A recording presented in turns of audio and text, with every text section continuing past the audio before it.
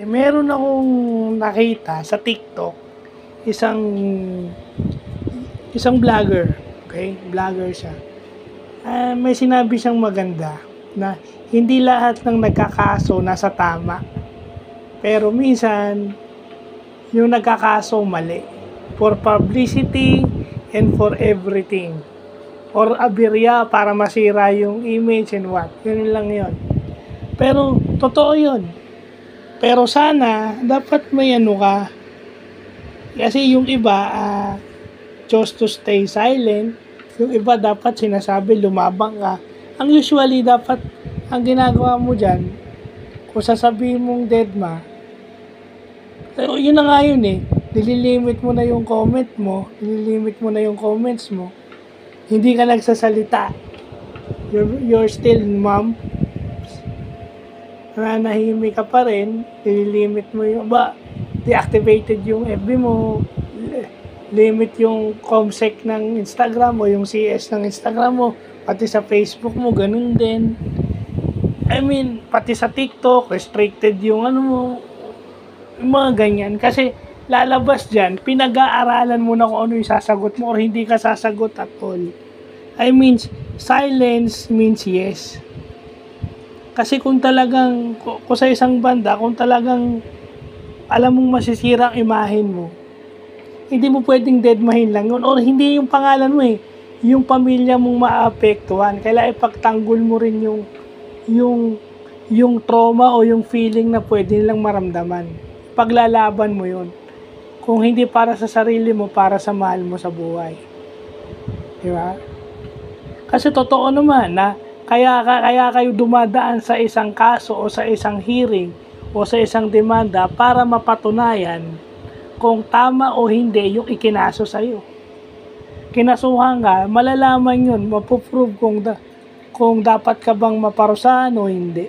Kaya nga sinasabi, nung sa isang vlogger na nakita ko, hindi lahat ng nagsasampa ng kaso o nagsasampa ng demanda nasa tama.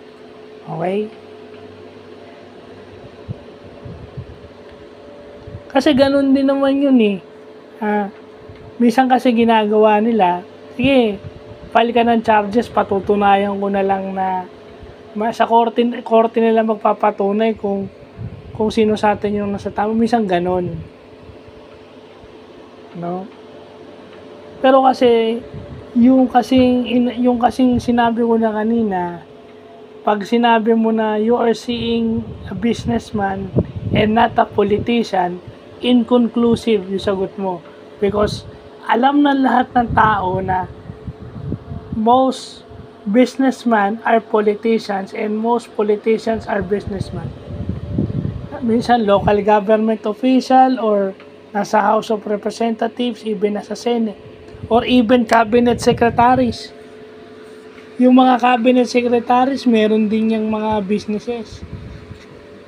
And most of them are politicians. So, hindi mo pwedeng ihiwalay na businessman yung dinidate ko. Businessman yung dinidate ko at hindi politician. In the Philippine setting, halos identical yun. Okay?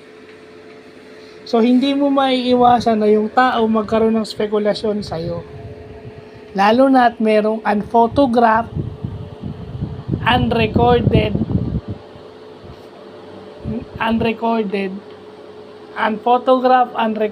na, nagkita kayo. Kasi, maaaring may lumabas na isang video, pero inconclusive. Pero sinasabi ko nga yung unphotographed and, kasi may unphotographed at saka unrecorded. Kaya nga sinabing unphotographed at saka unrecorded, kasi ang nakakita lang nun is dalawang mata ng tao. So yung tao na nakakita, hindi naman siya nasa tamang pag-iisip naman siya na bakit ako mai-involve dyan. Nananahimik ako eh. Kung ano yung nakita ko, akin na lang yun. Bahala kayo sa buhay nyo. Basta yung nakita ko, magkasama kayo. Sinasabi rin ng isang vlogger na nakita ko, mali siya din kasi yun. Pag nakitang may kasama, kala yun na. Yun na nga yun eh. Kasi may mga tao rin, may mga celebrities and politicians na or public figures na pag nasa isang lugar, they make sure they limit yung tao na makakakita or no PDAs. Palalabasin lang na magkasama kayo. Parang palalabasin lang work-related. So, mahirap.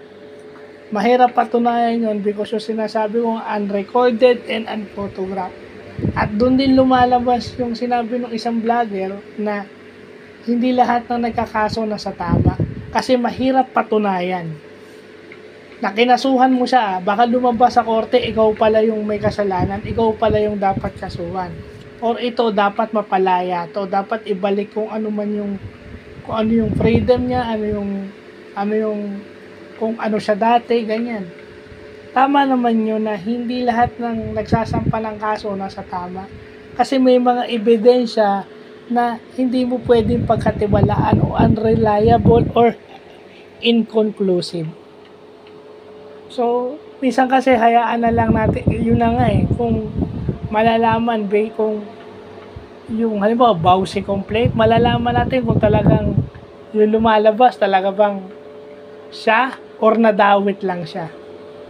Hindi nyo kasi pwedeng ipagtanggol yan sasabihin nyo maraming pera, malay nyo kung talagang mahal niya. Kasi kung talagang sasagot yan sasagot yan. Although sinagot niya na before. Kaso kasi, yun. Yung illegal wife yung nagsabi. Yung legal wife yung nagsabi. Alam nga tinutukoy ko, pag yung legal wife ang nagsabi, malaking weight yun. Yung legal wife yung nagsabi. Kaso, doon, mapapatunayan din doon kung yung legal wife ay nagsasabi ng totoo o hindi totoo. Kasi pwede rin siyang kasuhan ng perjury. Pwede rin siyang kasuhan ng perjury. Nagsinungaling siya. Kasi korte lang naman magpapatunay na kung yung legal wife ay nagsasabi ng totoo. Kasi totoo yun. Although sinabi mo, pero yung legal wife yung nagsabi, dapat umalma ka na hindi yung totoo. Tsaka yun na nga, yung definition na sa legal separation. Yung sa legal separation is kahit na hindi ikaw yung dahilan ng hiwalayan, the mere fact na baka ikaw yung kasalukuyan o ikaw yung present girlfriend, kaya ka nadamay.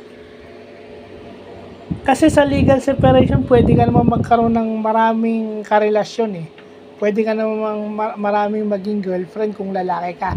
Hindi nga lang kayo pwede magpakasal. So, mali din yung sinasabi nitong pambansang marites na to para sa akin. Kasi, ang sinasabi niya is hindi naman daw yung dahilan ng hiwalayan. Yes, hindi nga ikaw yung dahilan ng hiwalayan. Pero, hindi natin alam kung may namamagitan sa kanila. Kasi galing na mismo sa legal wife yung statement. So, dapat mapatunayan kung totoo yung sinasabi ng legal wife o hindi kasi hindi naman nagko-confirm yung dalawang involved. So, tama yun. Hindi lahat ng nagkakaso is nasa tama. So, yun ang ita-title natin dito. So, yun lang po.